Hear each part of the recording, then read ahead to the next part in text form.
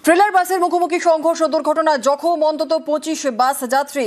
হাওড়া আমতা রানীহাট রোডে এই দুর্ঘটনা। আরো বিস্তারিত জানাবে আমাদের সঙ্গে রয়েছেন আমাদের প্রতিনিধি সন্তু।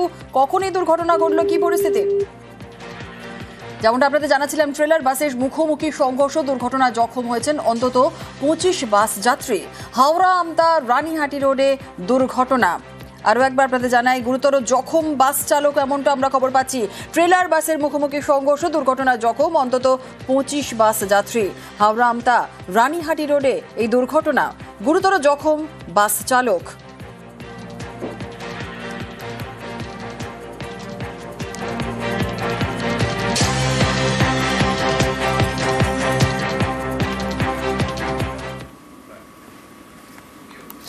আর এক ফোনে বাংলা এবার আমাদের নজর রাখতে হচ্ছে ওয়েদার আপডেটের দিকে। রাজ্য জুড়ে একটা শীতের আমেজ, পশ্চিমে হাওয়া দাপটে নিম্নমুখী এখন পারদ। কলকাতার তাপমাত্রা নামলো 20 ডিগ্রির নিচে।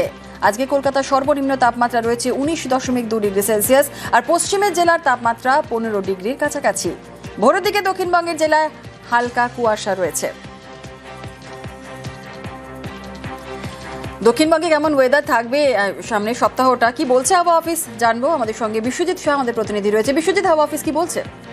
দক্ষিণবঙ্গে শীতের আমেজ অনেকটাই বেড়েছে, কারণ কলকাতার তাপমাত্রা এই প্রথম এই মরশুমে 20 ডিগ্রির নিচে নেমে গেল। 20 ডিগ্রির নিচে নেমে যাওয়া মানে একটা সকালের দিকে এবং রাতের দিকে শীতের আমেজ বেশ কিছুটা বাড়লো এবং দিনভর পরিষ্কার আকাশ থাকবে এবং আরো কিছুটা তাপমাত্রা নামার ইঙ্গিত রয়েছে। অর্থাৎ মঙ্গল বুধবারের মধ্যে কলকাতার তাপমাত্রা 18 ডিগ্রির কাছাকাছি থাকতে পারে, এমন ইঙ্গিত দিচ্ছেন আবহাওয়া বিজ্ঞানীরা।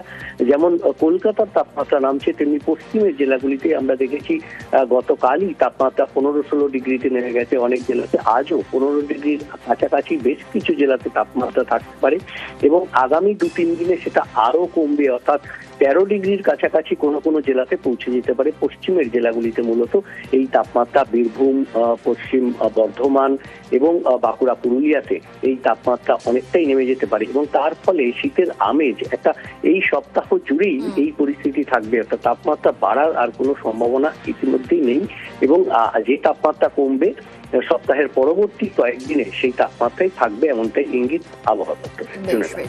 ধন্যবাদ বিশ্বজিৎ। শীতের আমেজ বাড়বে আগামী সপ্তাহে দক্ষিণবঙ্গে, যেমনটা হাওয়া অফিস বলছে, আমাদের প্রতিনিধি জানাচ্ছিলেন। এবার একটু উত্তরের দিকে নজর রাখি। উত্তরে ঝকঝকে আকাশ থাকবে উত্তরবঙ্গে। শীতের আমেজ, পাহাড়ি এলাকায় ভোরের দিকে ঘন কুয়াশা থাকছে, কিন্তু আপাতত শুষ্ক আবহাওয়া থাকছে, বৃষ্টির সম্ভাবনা নেই। আগামী সপ্তাহে তাপমাত্রা আরও কমার সম্ভাবনা রয়েছে উত্তরবঙ্গে।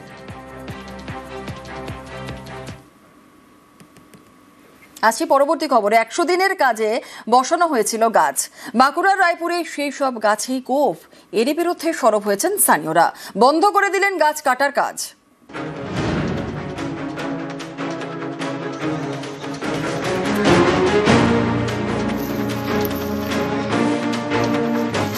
সরকারি জায়গায় একের পর এক গাছে কোপ।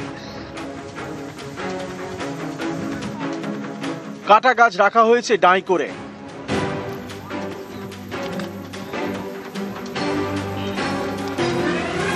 বাঁকুড়ার রায়পুর ব্লকে বক্সি গ্রাম। 2016 সালে এখানে 100 দিনের কাজে গাছ বসানো হয়। কোনোটা সোনাঝুরি, কোনোটা ইউক্যালিপটাস। তৈরি করা হয় বনাঞ্চল। সেই গাছ একটু একটু করে বড় হয়েছে। অভিযোগ, এইসব গাছে নজর পড়ছে এক শ্রেণীর অসাধু ব্যবসায়ী। কেটে ফেলা হচ্ছে একের পর এক গাছ। বিষয়টি নজরে পড়তেই সরব হন স্থানীয়রা। গাছ কাটার কাজ বন্ধ করে দেন। এরপরেই বিডিওর দ্বারস্থ হন তারা। কে স্ট্যান্ডার্ড দিয়েছে, কে নিয়েছে সেটা আমাদেরকে বলেনি, যার জন্য আমাদের আপত্তিটা। আমাদের গ্রামের সবার অনুরোধ যে গাছ কাটতে দেব না, যেমন গাছ আছে তেমনি থাক। কিন্তু এটা প্রশাসন জানতো নি, আমরা প্রশাসনকে জানালাম, তখন বলছে না আমরা জানিনি, এটা বন্ধ থাক। বিডিও সাহেব নিজে বলেছে যে বন্ধ থাক। এখানে গাছ কাটতে দেবো না, বাগান যেমনই আছে তেমনি থাক, কোনো পারমিশন ছাড়াই কাটছিল গাছ। আপনারা কি আটকালেন? হ্যাঁ, আমরা চাইছি যেমন বাগান যেমনি ছিল সেরকমই থাক। আর অভিযোগ আছে যে কিছু লোক কোনো একটি সরকারি জায়গায় গাছ কেটে নিচ্ছে। এটা জানার পরে আমি সংশ্লিষ্ট থানা এবং বক্সি ফাঁড়িতে জানাই এবং ওখানে পুলিশ হস্তক্ষেপ করে। হস্তক্ষেপ করার পরে ওটা আপাতত বন্ধ আছে। বাঁকুড়া থেকে প্রিয়ব্রত গোস্বামী, নিউজ 18 বাংলা। ভারতীয় দলের বিশ্বস্ত ফিনিশার, উইকেটের পেছনে গ্লাভস হাতে দলের বড় ভরসা। বিশ্বকাপ জয়ী রিচা ঘোষ কলকাতায় প্রথম কোনো সংবাদ মাধ্যমের সামনে। News 18 Bangla exclusive. বাংলা ও বাঙালির গর্ব রিচা ঘোষ, একমাত্র বাঙালি যিনি বিশ্বকাপ জিতেছেন রিচা ঘোষ। আমাদের সঙ্গে রয়েছেন শিলিগুড়িতে নিজের বাড়ি ঘুরে কলকাতায় রিচা, আর কলকাতায় এসেই সবার আগে নিউজ 18 বাংলার সঙ্গে। রিচা, নিজের প্রথম অনুভূতি, ফিলিংস। যখন আমরা জিতলাম তো আমি খুব খুশি হয়েছিলাম, কেন কি যেটা আমি ভেবে এসেছি আমাকে ওয়ার্ল্ড কাপ জিততে হবে। তো যখন জিততে পেরেছি আমি তখন ওই টাইমে আমি এক্সপ্রেস করতে পারছিলাম না কি কীরকম ফিলিংস হচ্ছিল, বাট অবভিয়াসলি ইমোশনালি হয়ে পড়েছিলাম ওই টাইমে। অ্যান্ড খুব ভালো লাগছিলো, অ্যান্ড এখনও আমি ওই জিনিসটা এনজয় করছি ওই মোমেন্টটা। সাউথ আফ্রিকার ফাইনাল, লাস্ট উইকেটের ক্যাচ উড়ে যাচ্ছে, হরমনপ্রীত কৌর ক্যাচটা ধরছে, তারপরও ছুটছে। আমার মনে হয় ও ছুটছে তার সারা জীবনের লড়াইয়ের পেছনে, মহিলা ক্রিকেট নিয়ে যারা কটাক্ষ করেছে তাদের বিরুদ্ধে, সেই ছুটে তোমরাও ছুটছো ওর সাথে। ওই যে মোমেন্টটা ঠিক আউট হওয়ার পর তোমরা বিশ্বাস করলে ভারত মেয়েদের বিশ্বকাপে চ্যাম্পিয়ন হয়েছে, ঠিক ওই মুহূর্তের অনুভূতি কি মনে হচ্ছিল, কি করতে ইচ্ছা করছিল? যখন হাইরির কাছে ক্যাচগুলো আমরা শুধু ওয়েট করছিলাম কি ক্যাচটা ধরে নেয়। তো যখন ধরেছে আমরা কেউ কিছু না বুঝে আমরা জাস্ট এক্সপ্রেস করছিলাম নিজেদের ফিলিংস। যেরকম হাইরি নিজে এক্সপ্রেস করেছে, সে যেভাবে দৌড়ালো, তার পিছনে আমরা যেভাবে গেলাম, সবাই হাগ করলাম এক দুজনকে, অ্যান্ড অ্যাটলিস্ট আমরা নিজেরা বলতে পেরেছি কি আমরা এবার চ্যাম্পিয়ন।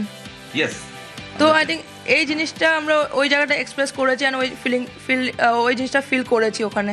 রিচাকে আমি অন্তত চিনি টাফ গাই, একটু চোখে জল টল কম পড়ে, অন্তত রাফ অ্যান্ড টাফ। সেই মুহূর্তে চোখে জল তো হয়ে এসেছিল নিশ্চয়ই। হ্যাঁ, অবভিয়াসলি, কেন ওটা অনেক প্রাউড মোমেন্ট ছিল আমার জন্য। একটা ওয়ার্ল্ড কাপ জেতা অনেক বড় ব্যাপার। তো অবভিয়াসলি ইমোশনালি অ্যান্ড একটু আরও ভাবনায় আমি হয়ে গেছিলাম, বাট হ্যাঁ একটু ইমোশনালি হয়ে গেছে আমার। তো বাঙালি হিসেবে কতটা গর্বিত?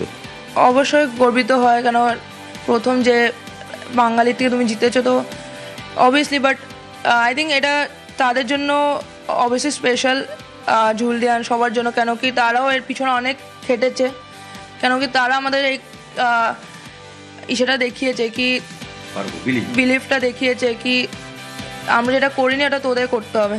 সেই দিনটা যখন বাবা বললো ক্রিকেট তার হতে হবে, মনে হয়েছিল যে ক্রিকেট খেলা উচিত বা খেলবো?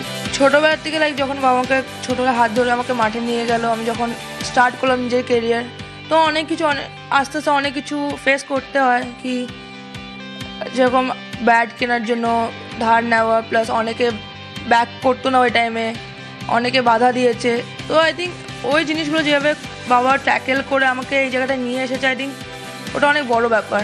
তবে এই যে বিশ্বকাপ জয়, নবজাগরণ বলে একটা কথা আছে, মহিলা ক্রিকেটকে অন্য রাস্তায় নিয়ে গেছে। কি মনে হয়েছে মহিলা ক্রিকেট অন্য ধারায় বয়ে গেল? আরও যেতে হবে অবশ্যই, অবভিয়াসলি, কেন এই জিনিসটা আই থিঙ্ক অনেক চেঞ্জেস আনবে ওমেন্স ক্রিকেটে।